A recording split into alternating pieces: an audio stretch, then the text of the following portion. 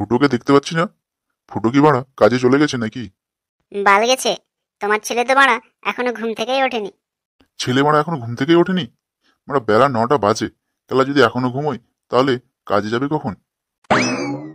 ফুটো, এ ফুটো, মারা এখনো ঘুমোচ্ছিস? তোকে কেলা কাজে যেতে হবে, তোর মনে নেই? ঘুমোতে দাও তো, সকাল সকাল বাড়া বেশি ফেরিও না। তুই কেলা এখনো ঘুমোচ্ছিস, কাজে যাবি না? কাজের কপাল চুদি লাউড়া, ঘুম ছেড়ে কাজে যাব?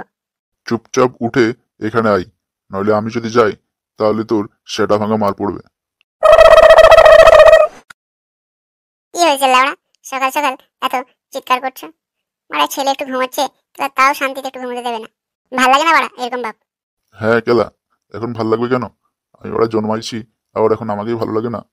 তুমি কি বাড়া গাড়ির পর দিয়ে জন্মেছো নাকি? নাকি বাড়া মা জন্মাইছে? আহ, তোরা বাপ বেটা চুপ করবি? সকাল সকাল ঝগড়া শুরু করে দিচ্ছিস। আমি ঝগড়া লাগছি নাকি তোমার ভাতাটা ঝগড়া লাগছে? আর দেখছো না, সকাল সকাল একে তো ঘুম নষ্ট করে আবার বলছে কিনা যে নাকি তোমার ভাতার আমাকে জন্মাইছে।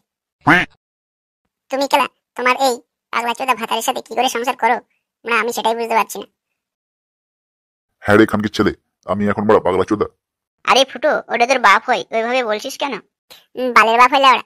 তুমি কেলা বাপটা চেঞ্জ করো, একে ছেড়ে বানা অন্য একটা বাবাকে খোঁজো। দেখেছো, দেখেছো গিন্নি, তোমার ছেলে কেমন একবারে মাথাতে উঠে গেছে। আচ্ছা ফুটো, তোর বাবাকে ছাড়। তুই এখন কেলা কাজে যাবি কি যাবি না? কাজে গিয়ে কি করবো? আমার কি সংসার আছে নাকি যে এবার আমার কাজে যেতে হবে? মানে তুই কাজে যাবি না? তুই বাড়া বাপের অন্ন ধ্বংস করবি নাকি বাড়িতে বসে বসে?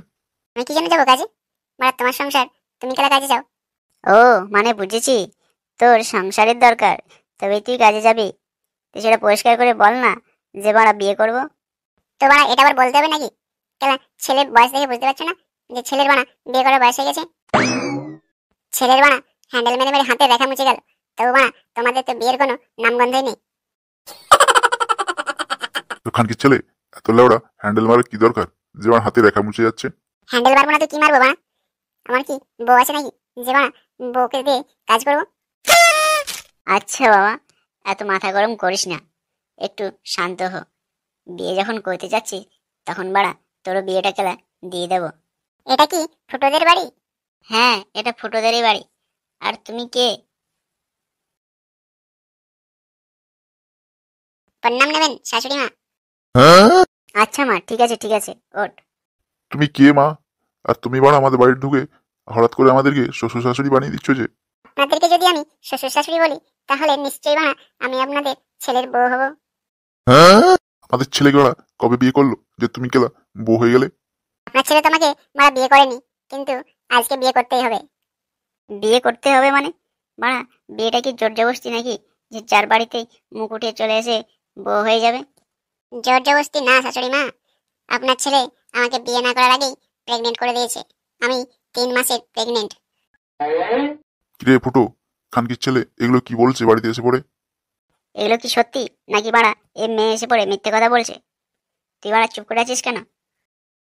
রেন্ডি যদি মাল কাছে দে বাড়া লাগিয়ে পড়ে এখন বাড়া যাত্রার বাড়ি ঢুকে বেড়াচ্ছিস। ওকে ভয় দেখাচ্ছিস কেন? মানে ও যেটা বলছে সেটা কি সত্যি নাকি মিথ্যে সেটা বল। হ্যাঁ ফুটো, তুই কি বাড়া ওকে প্রেগনেন্ট করেছিস? আমি কেন ওকে প্রেগনেন্ট করতে যাবো কেন বাড়া?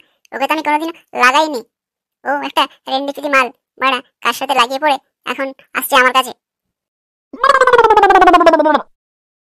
হ্যাঁ, তুই লাগাসনি তো বাড়া, আমি এমনি এমনি প্রেগনেন্ট হয়ে গেলাম।